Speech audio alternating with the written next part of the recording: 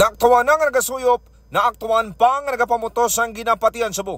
Ang apat ka mga individual matapos na aresto pinagi sa kasanga drug bypass operation alas 2:00 sa hapon Oktubre 15 sa Zone 3, Barangay Boulevard, Molo, Iloilo City. Ang mga arestado amo sa Joseph Candurado, 31 anyos, Emmanuel Montaño, 50 anyos, parehong residente sang nasamit ka lugar. Gray Billones, 40 anyos, ang Delgado City proper, kag Mario Canlas, 42 anyos, ang Zone 2, San Juan, Molo. Sunod sa pulis, ginabaklan sang isa ka plastic sa ginapatian sa Cebu si Candulado gamit ang 7,000 pesos nga bypass money.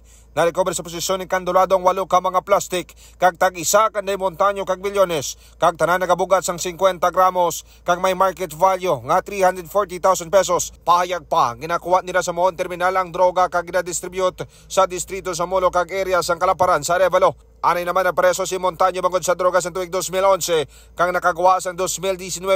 Lakip na si Kana sa tuig 2008 kang nakagawa sa 2018. Samtang si Billones anay nga tokang surrendery. Bali na monitor natin sila just 3 days lang kay ang aton informant nagkadto last Sunday. Ina-verify niya sa aton nga sir amo niya nga mga nakita namon kag may mga residente man dito sa barangay nga nagreklamo sa ila kay tama gid kagahon.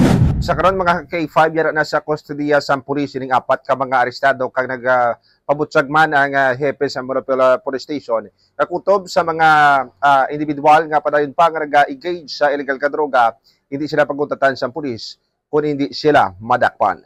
Balita nagikan sa distrito sang Molo. Ako naman si K5 Aaron Refollo. Para sa Kampiyon na Balita, Serbisyo Publiko kag Kalingawan sa Iloilo, K5 News of AM.